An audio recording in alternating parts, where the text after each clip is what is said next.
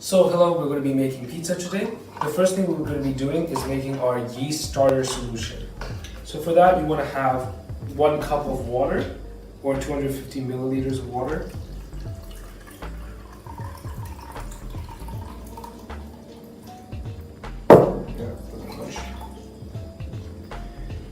Then you're going to add your sugar. This is 1 teaspoon of sugar. I'm just going to stir this so that the sugar dissolves. The reason why the sugar looks a bit brown is because we use brown sugar and not your traditional white sugar.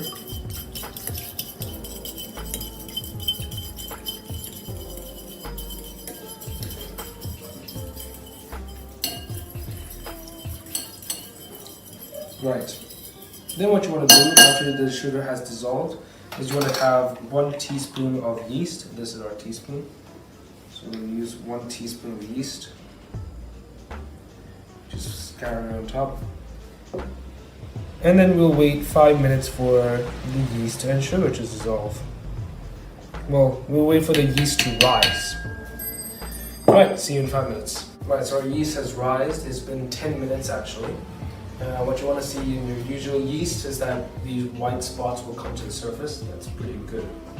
Right, in any case, let's continue to our flour mixture. We'll be using 2 cups of flour.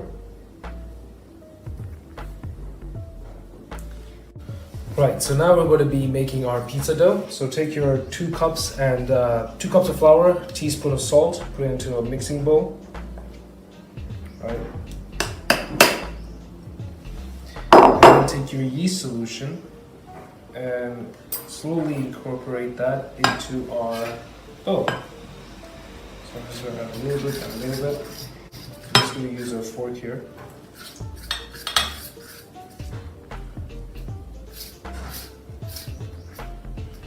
You know what? Pro tip, I want to show you a pro tip. You take a towel, right? Just add a little bit of flour. Just add a little bit of water, sorry.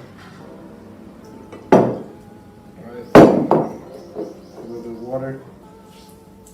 Right, now we're gonna take this towel, we're gonna fold it.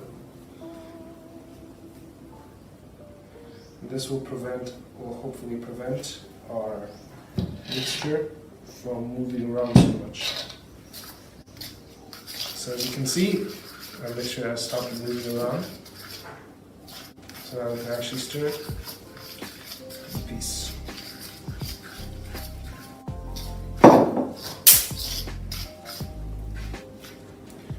Right, so eventually I'm just going to start using my hands. The reason why is because we will be kneading this by hand.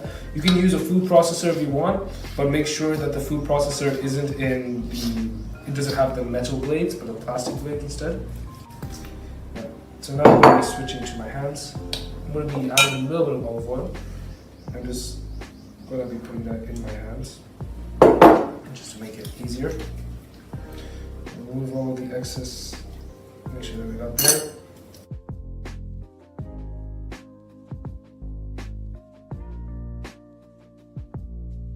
So I like to say that we used instant yeast. We used some white flour. We used normal temperature water. We used brown sugar, and yeah, that's all of the ingredients that we used. Now we're gonna work on the table. So I'm gonna put this away, and we have some flour that we have here.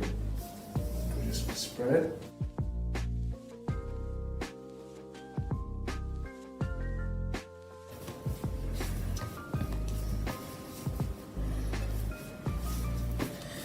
So there's a technique for kneading that I like, that my clay teacher told me. He's not a pizza teacher, but I just found out so with clay you have to soften the clay, right, before you work with it. And he taught me a technique for softening the clay. And I feel like this technique works well with pizza as well. So what you do is you basically, this bulldog that comes up like this is the mouth, this is the nose, and you just keep going like that. you can see, sometimes you flip it over, sometimes you, depending, yeah, it's basically based on what you want to do. As you can see, our one is sticking quite a bit, so that's of course means that we need to add more flour. Now, let's go over the science of why you actually need to knead your pizza dough. Kneading the pizza dough will stretch the gluten, or will harden the gluten. Now, why do we have to harden the gluten? It's because when hardening the gluten, you'll have this bread. When you put the gluten into the oven, you'll have that bread-like structure. Otherwise, the pizza or the dough will be too liquidy. This is because the glycogen or starch in the pizza dough is very loose. It's very loose, not rigid. And what happens is that when we're kneading it, we're making that starch essentially line up. This will make it so that the pizza dough will be harder.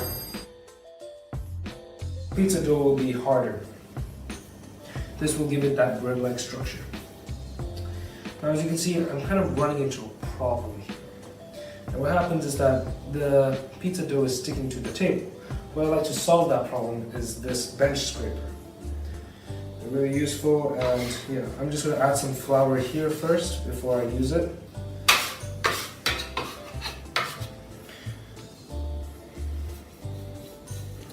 Right, now I'm just going to scrape everything together. I honestly feel like the bench scraper is one of the most useful tools to use when dealing with bread, when dealing with dough in general. So I'm just going to scrape some off my hand.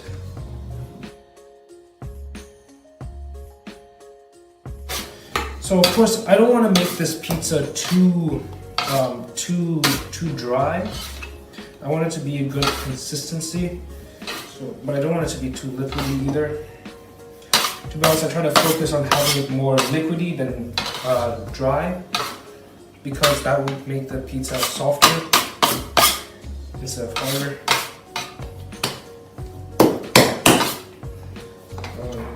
I think we add some oil actually.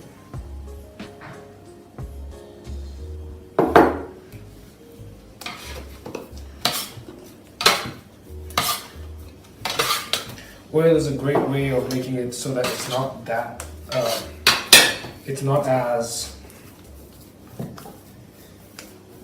oil is a great way of making it more liquidy, while having it so that it doesn't stick onto your hands.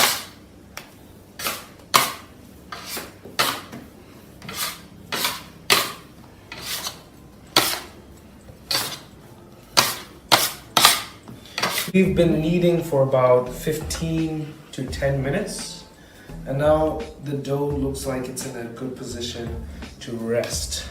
And the reason why I say that is because when we poke it, it will come back, you can see it bounce back. Another reason why is because if you were to hold this dough, see, it's a bit, I would like to talk about the consistency first. It's a bit sticky, and don't let this alarm you. I think this is actually pretty good because it'll make the dough taste a little better. In any case, the way that we know it's done is that when we hold it in our hands, right, and we just let it, just wait, you see that the ball isn't changing shape at all. It's not that sticky either. When you poke it like this, you see that it springs back, as you can see. So this is why I think this is good pizza dough right now.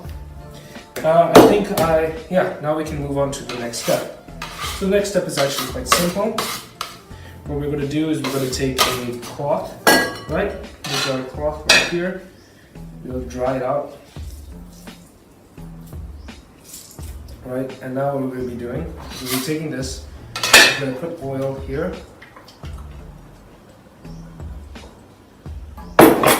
Taking a mixing bowl, spread the oil around. Right, add the dough. Try to get any excess off.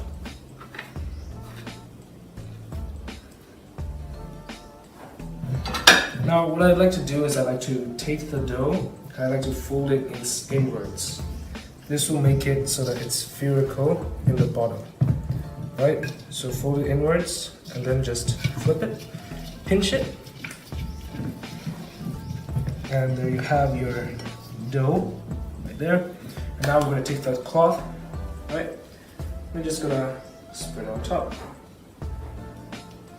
Now we're going to be waiting for quite some time actually. We'll be waiting probably 7 hours outside in the open. So what you can do is you can put this in the refrigerator over at night.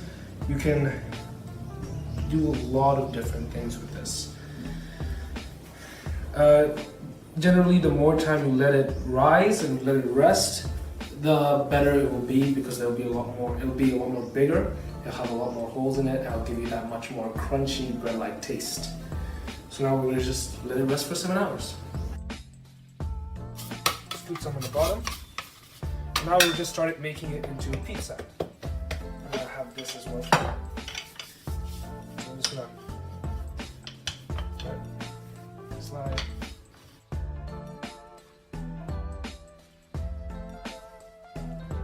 That looks good. So now we'll be transferring that into this tray where we'll put some butter on top. That's good. Now what we're going to do is we're going to take this pizza, put it in my hand, and just going to slide it on. Just like that. So with this we're going to assemble it now. But first I'm going to make a nice crust by folding this. Actually, I'm going to do that later. Okay, so now let's get our tomato sauce.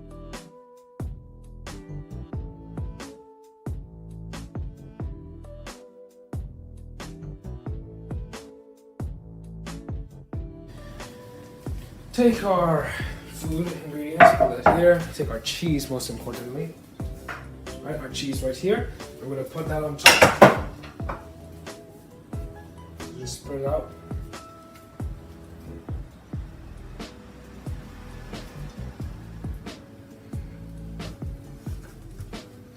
This is not enough, so actually we're going to use our shredded mozzarella here, right here.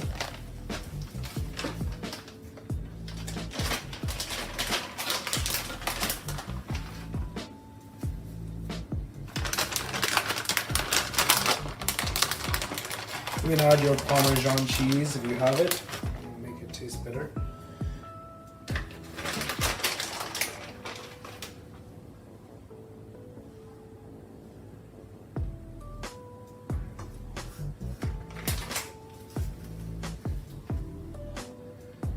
Right.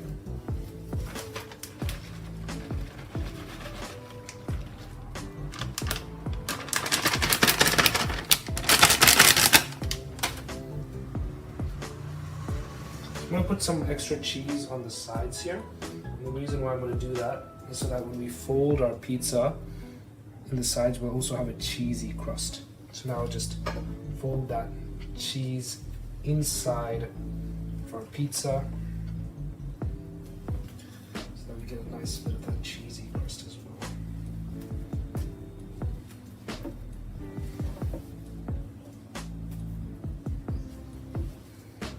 Just like that. Now we have our pizza with cheese on the sides. I'll just put that in.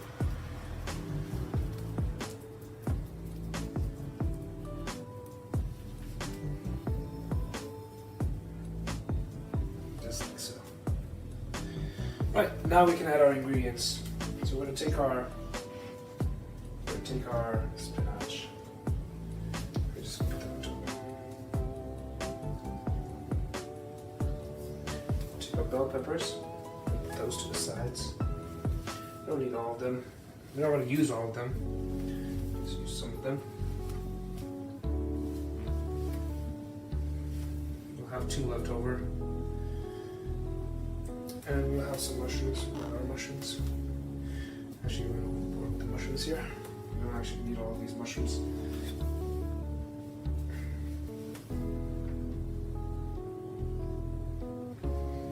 Add any toppings that you want. We're going to make a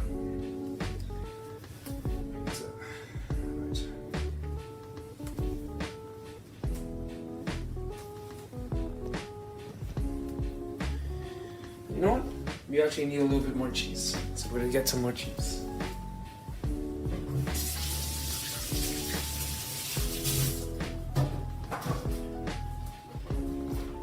Alright, look at this.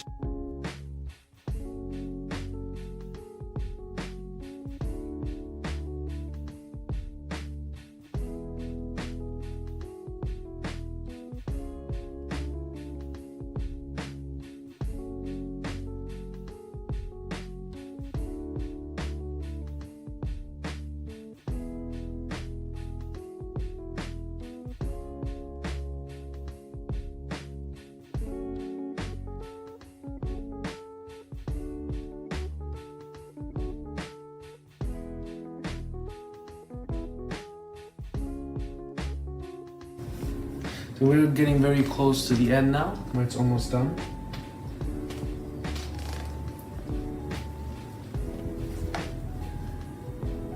And now we're gonna be taking it out. Right. Be careful when you're doing this, as we will have a lot of smoke come out if you don't have a clean oven.